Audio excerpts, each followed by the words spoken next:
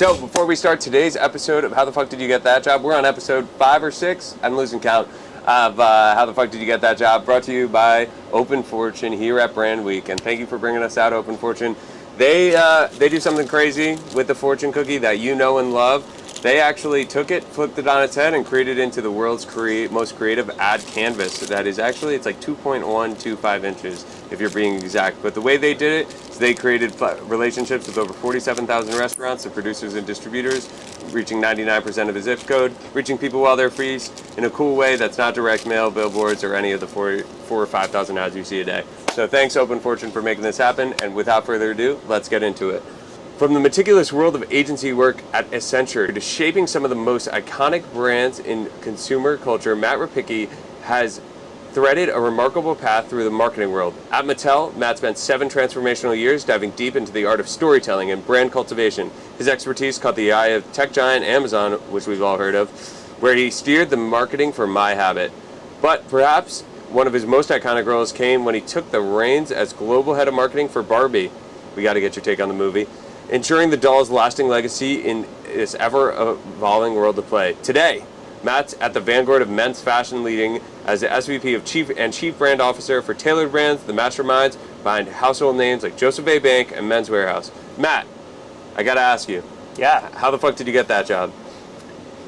It's been a crazy ride. Crazy ride. You know, I've been super fortunate. I've had a really diverse career. Like you said, started out in consulting. Thought I would learn a little bit about some brands and some businesses. Took me abroad for the first time. And what was that experience like? You know, I think I became really good at making my clients happy, understanding sort of what they needed, understanding how to over-deliver that, which has served me throughout my career in terms of, you know, creating relationships, working with partners. Lived in Paris for a year while I was working with Accenture. Can't say, you know, nothing wrong with I that. just went to Paris for the first time this summer. It was amazing. It was a great time, yeah. I'm a Francophile. I studied 8 years of French in school. Grew up in California thinking, how am I ever going to use this? And like, lo and behold, lived in Paris for a year. So, that was super interesting times, 4.5 years in consulting. And would you recommend that people, also my job is just to interrupt you as you try to answer that one question, how the fuck did you get that job? But would you recommend, like most of our listeners are between the age of 21, or early 20s, right? Yeah. Would you recommend like being on the consultancy side, and what did you learn from that experience? I don't know that consultancy is for everybody. I think it requires like a degree of discipline. Like I said, it requires a degree of like relationship building, knowing how to like deliver on what folks are asking of you. What I learned was, I got insight into a variety of businesses, global businesses. So like that was interesting on its head. Also got to work with a lot of different people who had different backgrounds and experiences. At the end of the day, like what I learned was that I was doing a lot of work and then I was moving on to the next project. And I really wanted the opportunity to see something delivered and implemented. And that's why I left consulting and moved in-house. And really never looked back. What's one of the biggest, I'm really curious about it, because like brand versus consultancy agency side, right? Like what are some of the main differences or expectation versus reality when taking that switch, and why did you make that switch? I think like call it consulting, call it agency. I think a pro to that is that, again, you get to see and work on and touch a lot of different like brands and companies, and like that's appealing. It's appealing to a lot of people. I think the switch for me was like really shocking when I joined Mattel and having ownership over the things that I was working on. Like, you were emphasizing on Europe, right? When I was at Mattel? Yeah. So I started at Mattel, and they actually have a really neat tool. I don't know if they still do it, but the 2 stints that I had there, you would sit with your manager every year and talk about what are the things that you felt were your strengths, areas of opportunity, and then what is like a 1, 3, and 5 year kind of like goal. And I had just joined the company. I said to my boss, I'd love to like work and live abroad again. 2 weeks later, she came back to me and she was like, do you want to move to Amsterdam? So I'd never been to Amsterdam. Cool spot. But I now know that. I said yes. I was like, absolutely. So to your question, I spent 2 years living in Amsterdam, working across the region, which was so fascinating, and I think like that start of global experience like was so instrumental in my career and like what it teaches you. How has that taught you, right? Because like I'm not a Francophile, I would say. I love France, but and I have a podcast that I have to introduce you to after that. Okay, Please awesome, recommend me. Great. But I do love Europe in general, and like just the cross-cultural exchange. Like, how did that influence and enhance your just business acumen and the way you live your life today?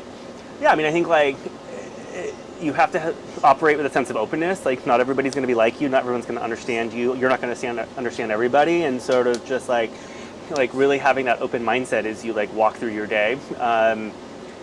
You get really steeped in cultural nuance, and again, to be successful, you have to like be flexible and be willing to like take on how other people operate, and it can't just be, at least this was my learning, can't just be the way that you think it should be done, because everybody sort of operates and acts differently. One of the things, like sort of just to fast forward a couple years when I was like in marketing on the Barbie brand and working on international marketing, and so I would take what was a global brand strategy and have to really like implement it in subsidiaries around the world, and that was such an indicator of like, here's a global strategy, so of course you want it to be consistent, you want it to look and feel the same, but that's not going to be the case. And so my job was really to like work back and forth with the local markets, local country managers, and say like, okay, like how do we make this right for Mexico, for Norway, 100%. For whatever. And I mean, that's so valuable. So you were at Mattel, you ended up bouncing back, like how did that, like were you always in your head like, oh, I'll be back? No, I was at Mattel the first time almost 8 years, I guess, and I had long wanted to live in New York. I had long wanted to work like. Where'd you live in New York? I lived 34th and 10th. At the time, it was like Chelsea, Hell's Kitchen, free Hudson Yards. Yep.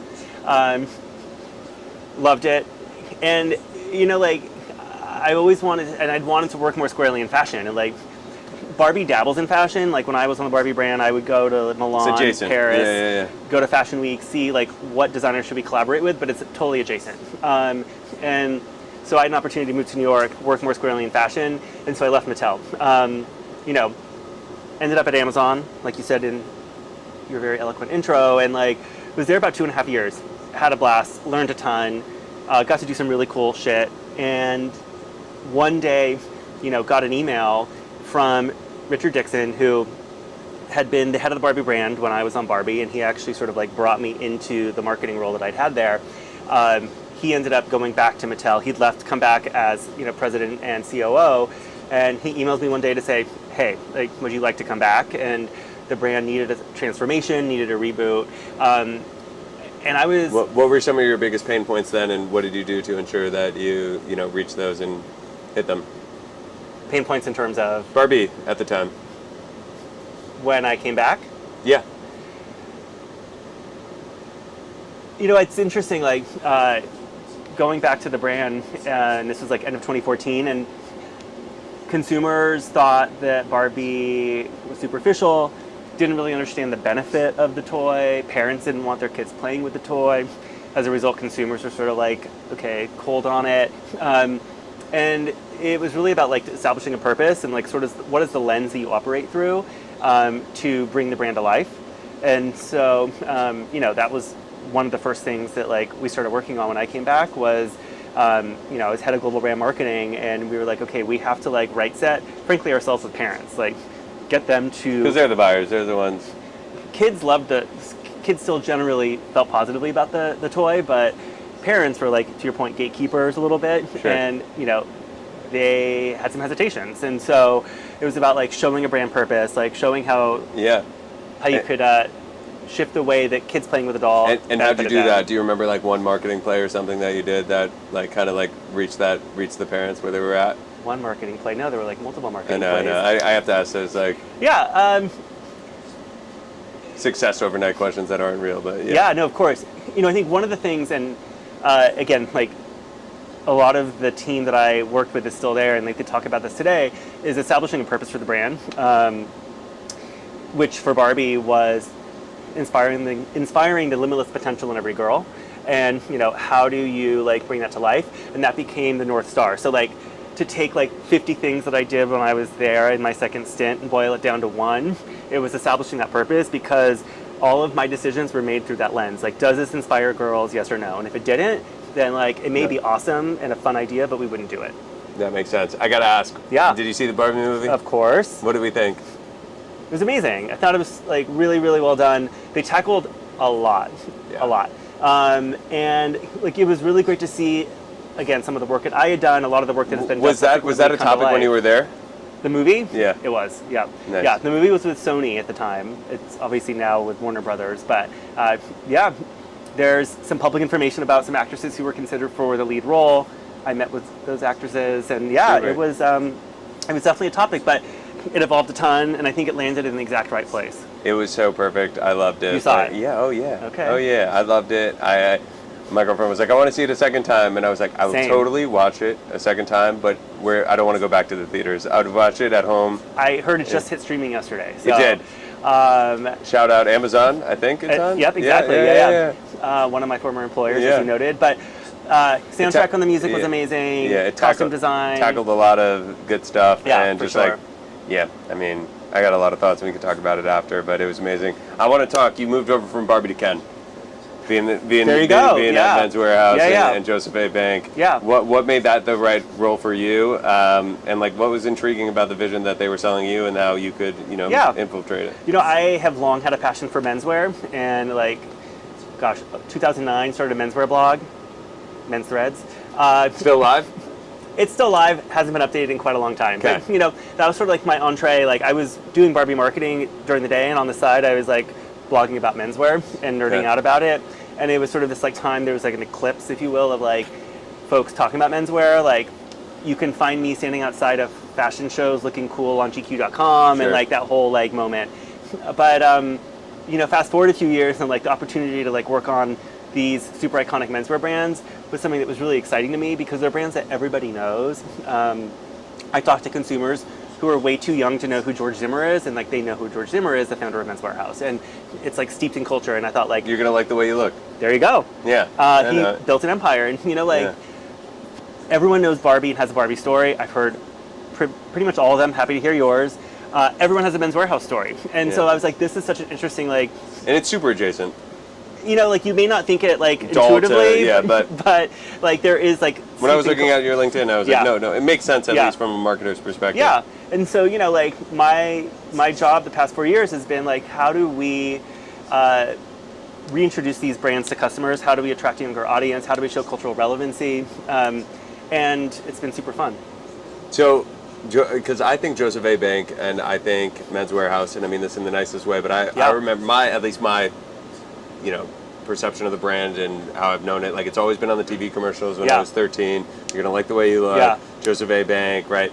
It felt more to an older crowd, and now that I'm coming of age, like how are you getting more people who are like younger millennials and Gen Z into Men's Warehouse and Joseph A. Bank? When I mean it's a crowded marketplace. There's a lot of people selling great clothes today. Yeah, I mean I think there's a few things. Like one is we have I think some of the most dedicated, hardworking associates in the business, and like the stories that we hear from customers on what our teams in the stores will do to like make their experience right and make it perfect, like are amazing. I think coupled with that, we've really shifted our marketing mix. It's wonky, but you're like, we used to be primarily on TV, and so of course, like how do you get that older customer? Like they're on TV.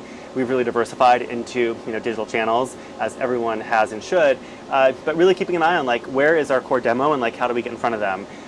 2 years ago for prom, which most fun I have all year is our prom campaign. I remember getting my prom. I got it at Men's Warehouse. It tends to be people's introduction with the brand, and we started working with Twitch, and you're like, of course, this makes so much sense. Like that person, that customer is like they're a gamer, they're into it, they're on Twitch, and we've seen a ton of success there. So I think it's just about continuing to really like look at like what are the right platforms and what is the marketing mix to get in front of folks.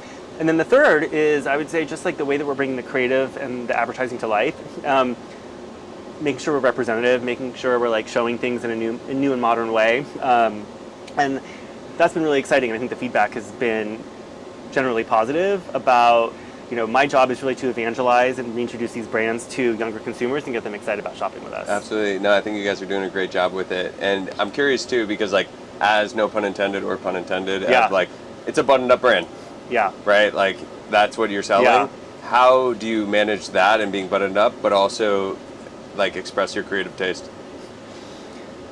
I mean, I think, it's interesting. One of the things that I really learned working on Barbie was Barbie had been super buttoned up. And Barbie is like, if you want to be in a cultural conversation, you have to allow people to laugh at you a little bit, and you have to laugh with them. And I think the Barbie brand, when I was there, like, we did a really good job of like sort of opening ourselves up to that. And I think on like Men's Warehouse, like, somewhat similarly, like, sure, we're buttoned up in that we're selling suits, but it's like how we showcase those moments and those moments that matter to customers that really like allow us to be part of their conversation. And like I said, I go back to, prom a couple years ago, like we photographed prom in like a shopping mall that hadn't been updated since 1995. So it was like that 90s mall nostalgia, and, teens are going through a moment of like, 90s are cool. And so it's about tapping into the zeitgeist, and like, that's just the way that we continue to show relevancy. That's awesome. And I mean, CMOs have a notoriously short tenure, and you've been there since 2019. What do you think of some of your like key points that have led to the success of this being the right place for you and just showing success? Yeah, I mean, I think Taylor Brands has a really incredible culture generally, and I've been so like impressed with people who have a really long tenure and are also super open-minded. And so I talked earlier about like success in consulting came with like being flexible, and I would say like the culture at Taylor Brands is like there's no ego, there's no hierarchy, which I love. So everybody sort of like collaborates and works together. But I think for me, it's also been being given the latitude to like try new things and jump into new ideas and being supported to do them. There has to be some sort of risk if you're going to like shift a brand's perception, and not every culture is ready to do that. Absolutely. So I have to give a shout out to my 6-year-old cousin. Okay. And he told me about getting a whoops into a wahoo. Turning a whoops into a wahoo. I love that. And I want to ask you, like, when you have turned a whoops into a wahoo. Shout out, Adrian. Oh my God, I love that. Love that. I'm going to use that now with my team. It's so great. Trademark, Adrian, but that's okay. Wow, that's a good question.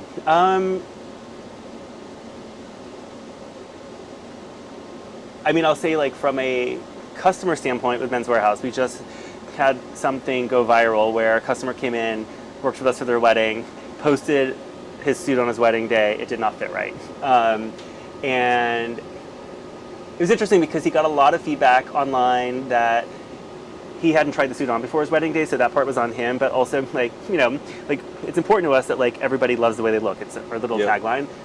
So had the team reach back out. We brought him back in. Of course, his wedding day had passed, but like got him into a suit, and he was like, "This is incredible." So I think like part of it is like keeping your finger on the pulse of like what are people talking about, what's important to them, and either you can like rectify it individually or generally to be like, hey, we're going to change the way we do X to make sure that like doesn't happen to anyone else going forward. Absolutely. No, I love that story, and I love turning whoops into wahoos. Yeah. If I can, most of the time. So a lot of our listeners, again, younger 20s. Yeah. I want you to talk about your leadership style, how you lead, and what you look for in potential hires. You should have the people who work for me sitting here to answer the question, but I lead from a place of like I want to align up front on sort of like what are we all trying to accomplish together, and then giving people latitude and empowering them to go off and do. I found like so many times that folks on my team will do things differently than I would have done them, but the results are better than had I done them or they done them the way I would have. That's how you know you have good people. I have good people, and also that I'm like deploying the right style because I'm letting them sort of like go off and like give it a try, and then I'm there to like help answer questions, like sort through challenges, of course, but really giving them the opportunity to go off and run. So I think that is my general style. It's also about continuing to like pick at the way that we do things, and so like just because we did something a certain way last year doesn't mean we have to do it the same way this year. And I think like holding my team to a standard of like critically assessing just like all the time, like how do we improve, how do we make this different and better, and not resting on the laurels of like just because it worked once it's going to work again. The second part of your question was leadership style, looking for new hires. So looking for new hires. Thank you. I think like for me it's really important to I look for people who have again like energy, curiosity, like looking to like again push and try things differently, not happy with the status quo. also I think it's really important to bring in folks who similarly operate without a lot of like ego. And so I talked about Taylor Brand's Yep. general culture, but like that's important to me. Like, my door is proverbially always open to anybody in our organization, and like I want to bring in leaders who operate the same way. I think that's great. And so, like, we were talking about just your career, like, a ton, and I want to talk a little bit more about your personal life and what are some things that like you're super grateful for and just proud of that you built. Yeah, I'm really grateful, like I said at the beginning, of the ability I've had to travel around the world. A lot of that has been through like business opportunities, but I think I facilitated, like I said, like, being really vocal about this is something I'm interested in, and it's like so influenced my career path, I believe, and like the success I've had is wanting to learn and wanting to like experience, sort of other cultures, other people. Sure. So been super, super grateful for that. I also am grateful for the fact that like I started my career in consulting, and like I'm very nerdy, very right brain, left brain. Like when I got hired at PwC, PricewaterhouseCoopers, they were like, take this logic test in addition to your interviews because we're going to teach you how to code. So like that was kind of like a path, and I had a passion and interest in fashion and other things, and so I literally was like, I had flashcards at home that was like on one side the name of a designer or a brand or a house, on the other side who's the creative director, and I taught myself. I like subscribed to Women's Wear Daily at the time of like just understanding the fashion industry. So like when I was presented with the opportunity to be like, do you want to move more squarely into marketing? Do you want to do this? Like I was prepped and ready, and so like I'm grateful that someone saw that in me and like gave me that chance, but also like proud of myself for like setting myself up to say yes. Absolutely. And last question before we get the quick question round. What's something and advice that you would give anyone who is, 21, 22, or your 21-year-old self? Like cast a wide net. Like you never know where you're going to land. You might have an idea about what you want, but like there's a lot of opportunities out there, and so like keep a very open aperture. Perfect. I think that's a great way to start the quick question round. Okay. So, before we enter the quick question round, got to give a big shout out to Open Fortune. Open Fortune, in a world where over 4,000 ads are seen daily by consumers, Open Fortune is giving brands a golden ticket to reach consumers by putting ads in fortune cookies, the ones you knew and loved, by making relationships with over 47,000 restaurants, and making the fortune cookies cool and fun and easy. So, without further ado, let's crack one open and see if it relates to our conversation we had today. Sounds good.